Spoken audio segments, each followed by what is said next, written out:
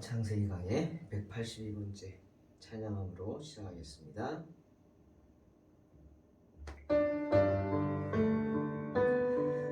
내 주를 가까이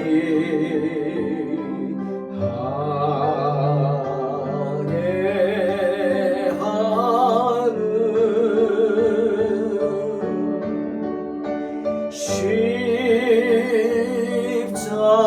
십자가 짐 같은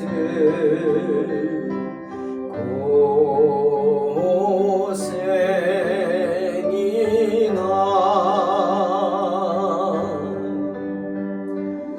내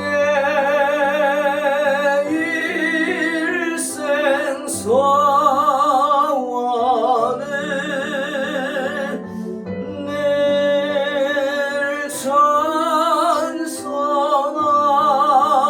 찬송하면서 주께 더 나아가길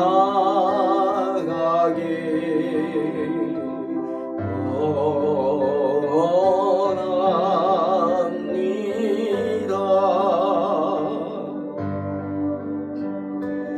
내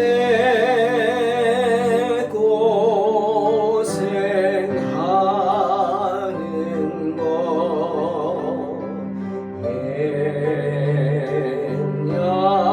야곱이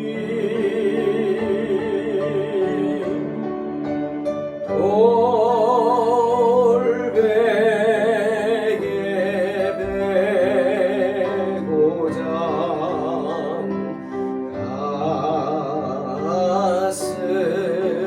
갔습니다.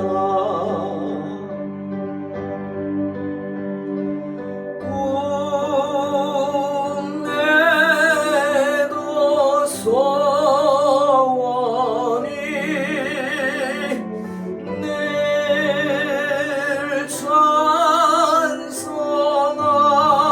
찬송하면서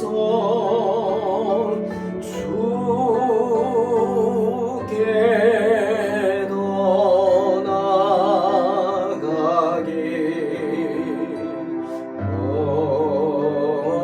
원합니다.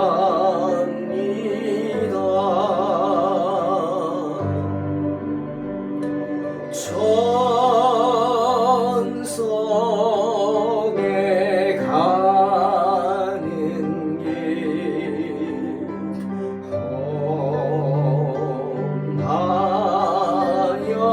험하여도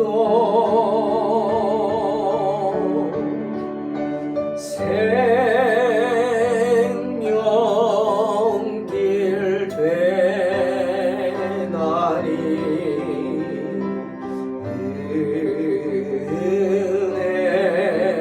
은혜로다.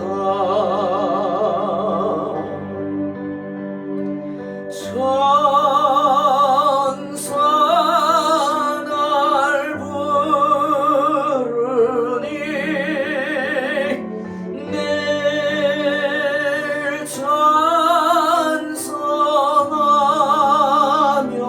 찬송하면서 주께 더 나아가길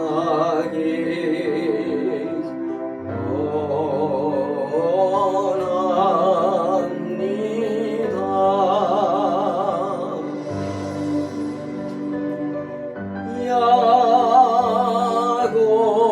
야곱이 잠 깨어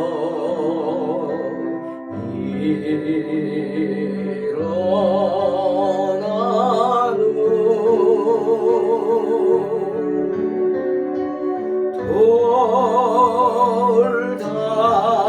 돌단을 쌓은 것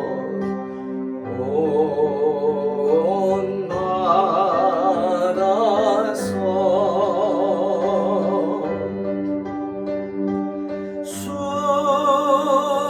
숨질 때 되도록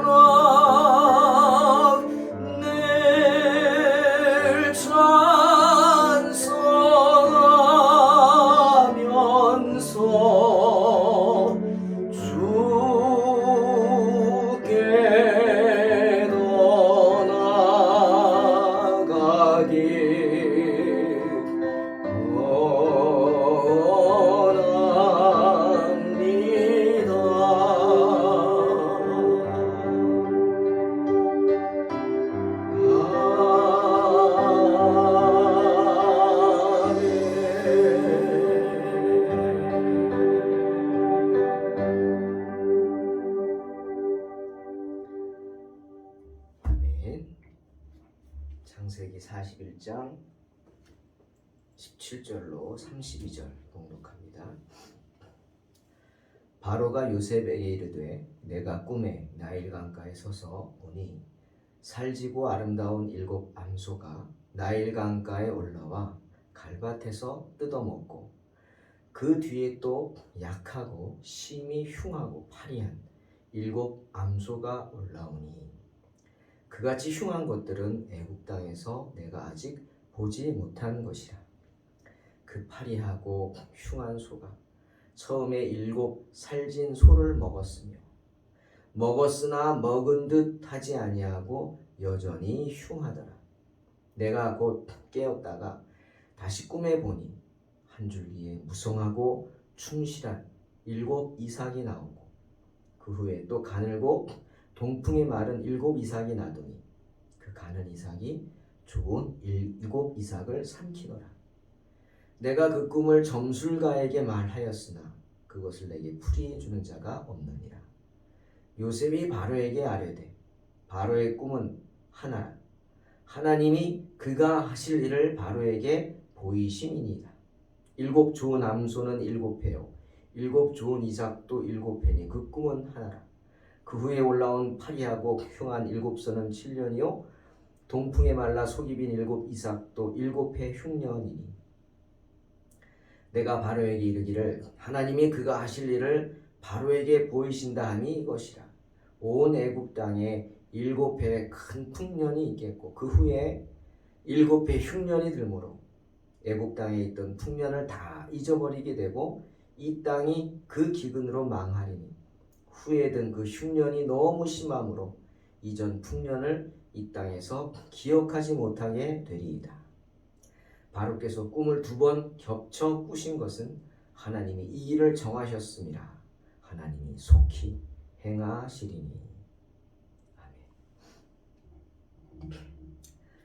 아멘. 성경은 디모데전서 2장 1절 2절에서 이렇게 말씀하십니다. 그러므로 내가 첫째로 권하노니 모든 사람을 위하여 간구와 기도와 도고와 감사를 하되 임금들과 높은 지위에 있는 모든 사람을 위하여 하라. 이는 우리가 모든 경건과 단정함으로 고요하고 평안한 생활을 하려 함이라. 무슨 말이죠? 주님이 우리에게 위정자들을 위해서, 통치자들을 위해서 기도하라고 하시는 것입니다. 왜 그래야 하느냐? 이유는 그들이 평안해야, 그들이 바로서야 우리가 평화롭게 신앙생활을 하면서 살 수 있기 때문이죠. 그렇지 않습니까? 역사적으로도 보면 정치인들이 자신들의 위기의 돌파구로 종종 종교를 사용했습니다. 많은 정치인들이 자신들이 저지른 죄를 덮기 위해 교회를 핍박했습니다. 한 예가 히틀러죠. 히틀러는 기독교 명목으로 유태인들을 또 수많은 집시들을 박해하고 학대하고 학살했습니다. 자신의 그 정복력 그것을 덮기 위해서죠. 히틀러만 그런 게 아닙니다. 역사적으로도 로마 시대의 네로도 보십시오. 자기의 그 치정에 잘못된 것을 덮기 위해서 기독교인들을 사자밥이 되는 그런 핍박을 하지 않습니까? 학살을 합니다. 오늘도 마찬가지입니다. 오늘날도 많은 위정자들이 왕이나 혹은 대통령 그런 위정자들, 정치인들이 종교를 이용하죠. 때문에 기도해야 합니다. 그분들을 위해서. 오늘 요셉의 말처럼 하나님께서 장차 일어날 일들을 꿈을 통해서 바로에게 보내주신 이유가 뭐죠? 바로가 왕이기 때문입니다. 다른 거 없습니다. 바로가 최고의 통치자이기 때문에 이런 꿈을 통해 계시를 하시는 겁니다. 왜? 바로가 바로 서야 하기 때문에. 그래야 백성이 살죠. 위정자가 바로 서야 백성이 삽니다. 지금 한참 대선 때문에 여야 난리죠. 여러분 기억하십시오. 바른 위정자, 인격이 바르고 정말 그의 삶의 모습이 바른 그런 위정자가 세움을 받아야, 큰 상처가 있는 사람들이 세움을 받으면 그거 복수하느라고 정신없죠. 평안한 그런 나라를 위해서, 또 위정자를 위해서 기도해야 합니다. 바로에게 하나님이 이렇게 꿈을 통해서 계시하신 이유는 큰 가뭄이 이제 있을 터인데, 그 가뭄으로부터 백성들을 살릴 방안을 강구하게 하기 위해서죠. 하나님께서 장차 있게 될 혹독한 가뭄에 대한 것을 꿈을 통해 바로에게 미리 보여주신 겁니다. 때문에. 그러니 어떻게 합니까? 이제부터 바로는 애굽 왕임과 동시에 그 지역의 모든 사람들을 다스리는 자로서 아버지와 같은 마음으로 백성들을 위하는 세심한 가뭄에 대한 준비를 해야 합니다. 그것이 하나님의 명령이죠. 자, 바로가 꾼 꿈 무엇입니까? 바로는 나일강 뚝 위에서 강에서 살찐 암소 7마리와 파리한 암소 7마리가 올라오는 걸 봤습니다. 그러더니 그 바짝 말라 파리한 흉악하게 생긴 암소 7마리가 살찐 암소 7마리를 잡아먹는 걸 보게 됩니다. 기가 막히죠. 소가 어떻게 소를 잡아먹습니까? 너무 놀라서 깼죠. 그리고 또 잠이 들었는데 이번에는 나일강에서 한 줄기 무성하고 줄기에 무성하고 충실한 7 이삭이 나오고, 그 후에 또 가늘고 동풍에 마른 7 이삭이 나옵니다. 그런데 그 바짝 마른 이삭이 좋은 7 이삭을 삼키는 그런 꿈을 꾸게 됩니다. 꿈이 심상치 않죠. 놀랐어요. 바로는 그 꿈을 해몽하겠다고 점술가들에게 말했습니다. 현인들에게 말했어요. 하지만 그 누구도 해몽하지 못했습니다. 왜요? 당연하죠. 꿈을 꾸게 하신 분이 누구십니까? 하나님이시죠. 그러니 꿈을 꾸게 하신 사람한테, 그런 분한테 물어야지.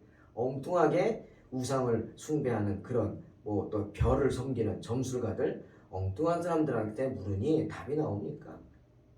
그러니 해몽할 수 있습니까? 하나님이 주신 건 하나님이 해결하시겠죠. 그러니 당연히 하나님의 사람을 통해 해몽해야 합니다. 때문에 요셉이 16절에서 뭐라 그랬어요? 꿈을 좀 해몽하라 하는 바로에게 아닙니다. 내가 아니라 하나님께서 바로에게 편안한 대답을 하시리이다 라고 좋게 말하는 것입니다.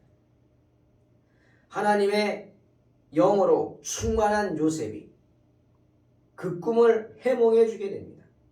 말합니다. 바로요. 두 꿈은 같은 꿈입니다.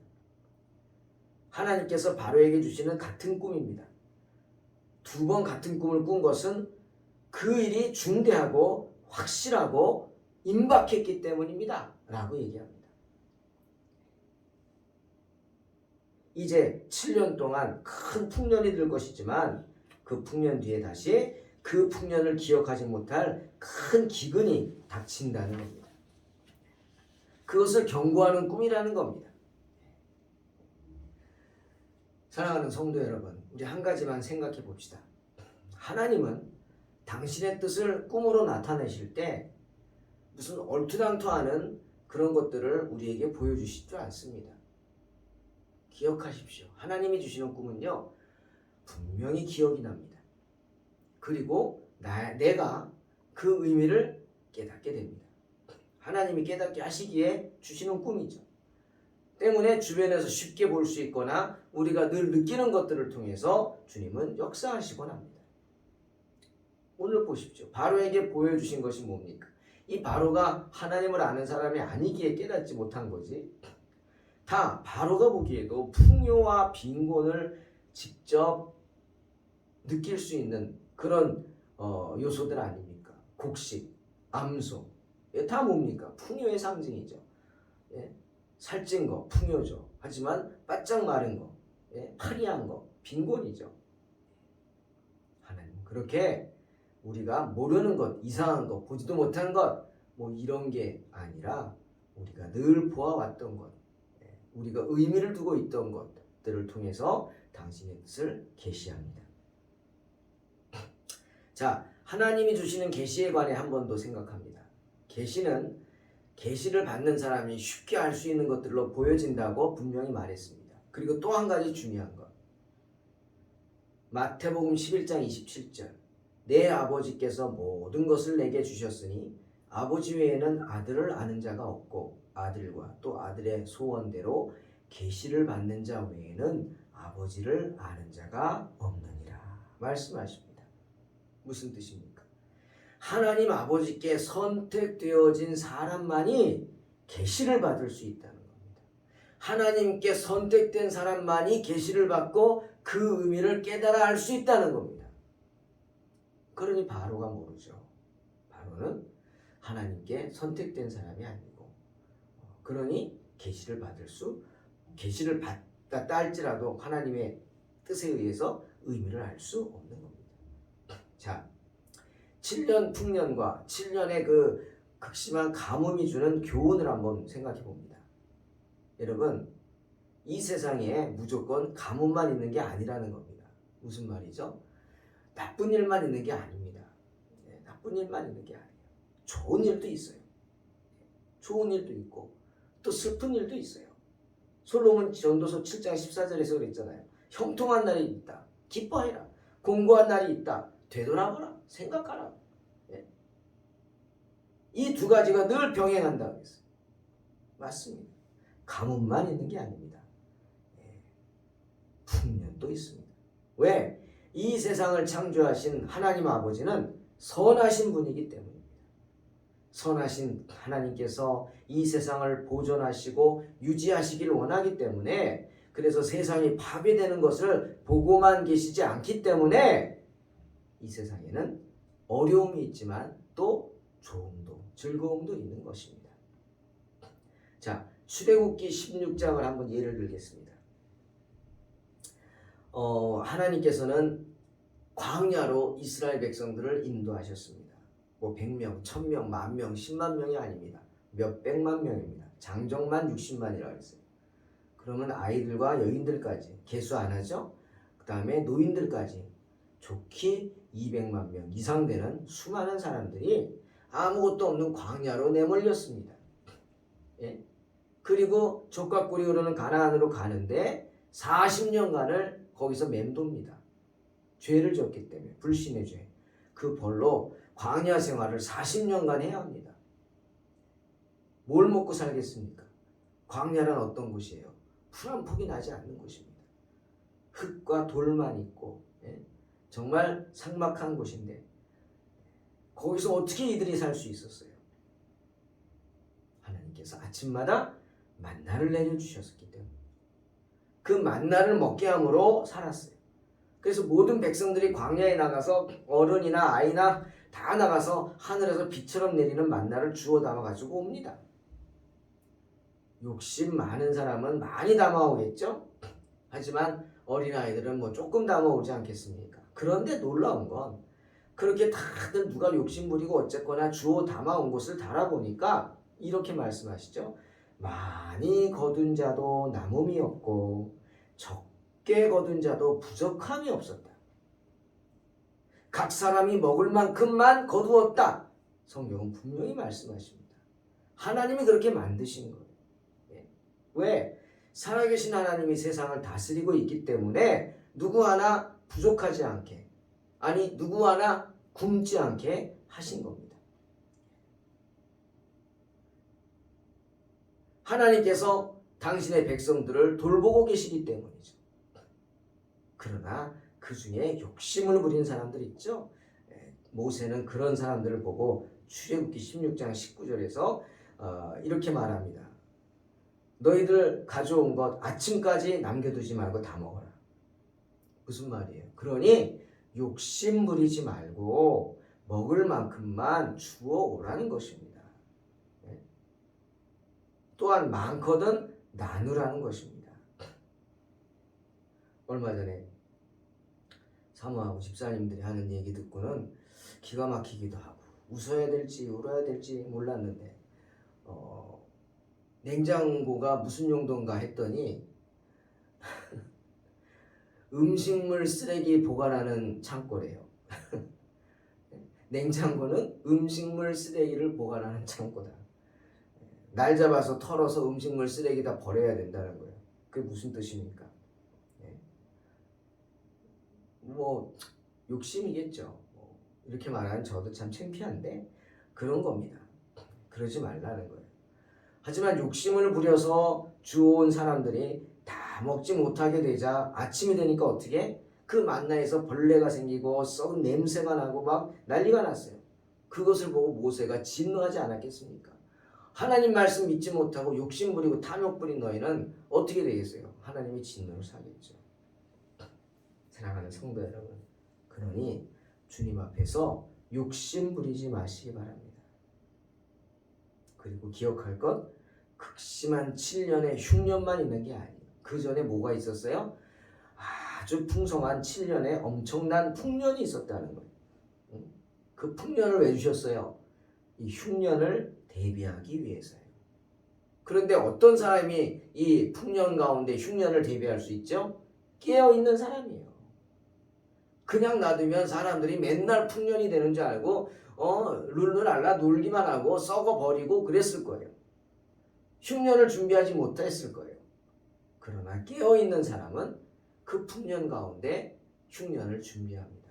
음식물을 저장하고 또 그것을 오래 먹을 수 있는 방법을 연구해서 뭐 통조림도 만들고 건어물도 만들고 뭐 이런 식으로 해서 예비해 놓죠. 창고도 짓고 냉장고, 냉동고도 만들고 뭐 이래서 보관을 해서 흉년을 대비합니다.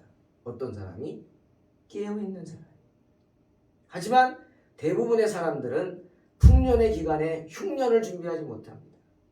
여러분 지금 좋으십니까? 장사도 잘 되고 물론 코로나 가운데 어렵지만 그래도 좋은 시간이 있습니까? 그럼 어떻게 해요? 준비하셔야 돼요.